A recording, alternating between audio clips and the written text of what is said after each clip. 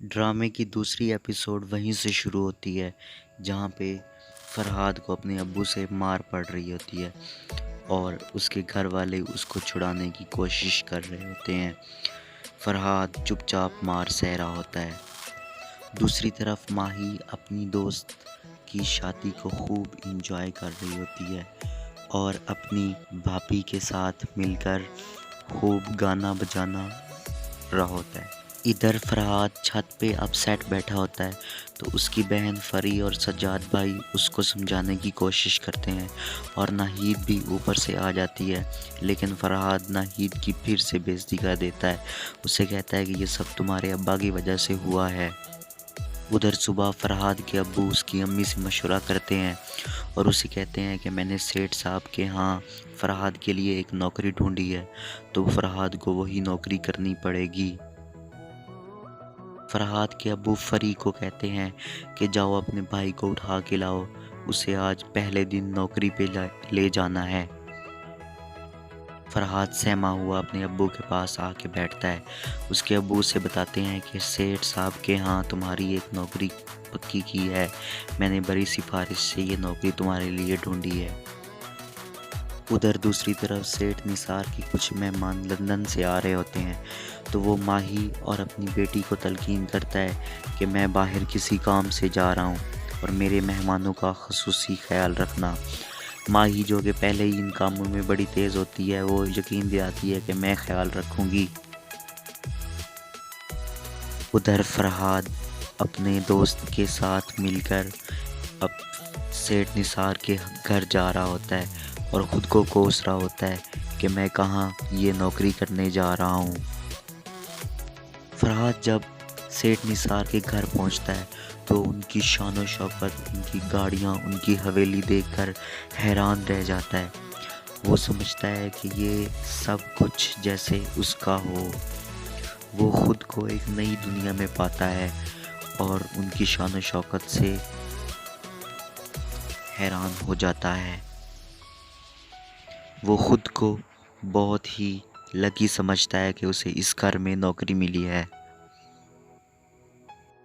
उधर माही उसे सेठ निसार का मेहमान समझकर दूर से उसकी तरफ लपकती है।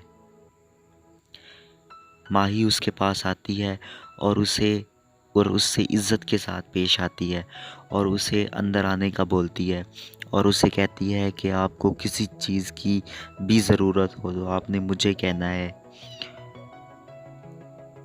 माही उसको तलकीन करती है कि इस घर में आपकी हर ज़रूरत को पूरा रखा जाएगा। आपको किसी चीज़ की ज़रूरत हो आपने मुझे बुलाना है। फरहाद ये सब कुछ सुनकर और देखकर बहुत हैरान होता है। उसको समझ नहीं आ रही होती कि ये अमीर घर के लोग इतने ज़्यादा ज़िंदा दिल होते हैं। वो पहली बार अमीरों के साथ उसका वास्ता पड़ता है।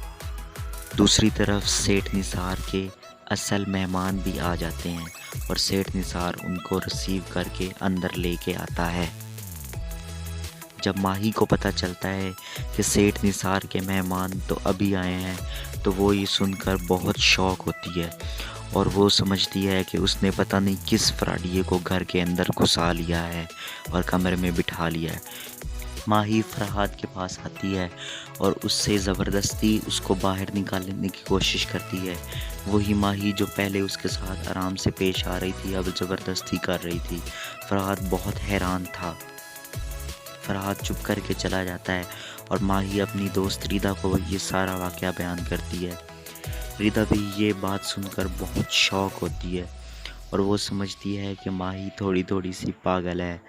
वो इस बात पे बहुत ज़ोर से कह के लगा के हंसती है। दूसरी तरफ सेठ निसार माही को फरहाद का इंट्रो देते हैं कि फरहाद उनका मेहमान है और उनके साथ सारी शादी की अरेंजमेंट्स करेगा, क्योंकि सेठ साहब के ऊपर पहले ही बहुत ज़्यादा काम का बोझ है तो सेठ साहब इस सारे काम के बोझ को हैंडल नहीं कर सकते। फरहाद अपने काम में लग जाता है और वो सेठ साहब उसका काम देखकर बहुत खुश होते हैं और उसे उसकी पहली कमाई देते हैं। फरहाद ये लेकर बहुत खुश होता है। ادھر ردا کے منگیتر کی دوسرے دن برتھ ڈے ہوتی ہے، تو وہ ردا کو کال کرتا ہے کہ تم نے میری برتھ ڈے میں لازمی آنا ہے، جبکہ ردا کے گھر والے شادی سے پہلے اسے الاؤ نہیں کرتے۔ تو ماہی کے ساتھ وہ مل کر ایک پلان بناتے ہیں کہ وہ فرحاد کو ساتھ لے کے چلیں گے۔ ماہی فرحاد کے پاس آتی ہے، اس کے پاس جوس لے کر، اور اسے منانے کی کوشش کرتی ہے کہ وہ کسی طرح سیٹ سے جھوٹ بول کر انہیں باہر لے جائے۔ فرحاد ماہی کی باتوں میں آ جاتا ہے اور وہ مان لیتا ہے اور وہ شربت پی لیتا ہے جو ماہی اس کے لیے لائی ہوتی ہے۔ یوں فرحاد کے دل میں ماہی کے لیے پھر سے محبت کی کرن جاگتی ہے، اور ماہی فرحاد کو کہتی ہے کہ آج سے تم اور میں دوست بن گئے، اور یوں وہ دونوں دوست بن جاتے ہیں، اور یہاں پہ ڈرامہ ختم ہوتا ہے۔